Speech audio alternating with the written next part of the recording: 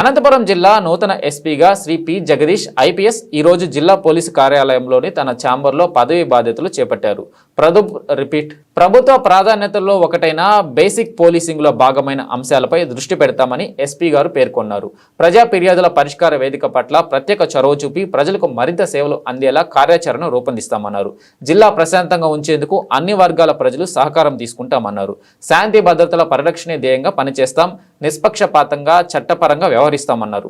ఎవరైనా వేగాతం కలిస్తే చట్టపరమైన చర్యలు ఉంటాయని, గంజాయి సైబర్ నేరాల నియంత్రణపై చట్టపరమైన గట్టి చర్యలు తీసుకుంటామన్నారు. గంజాయి అక్రమ రవాణాదారులు, విక్రేతలు, వినియోగదారులను గుర్తించి చట్టపరంగా కఠినంగా వ్యవహరిస్తామన్నారు.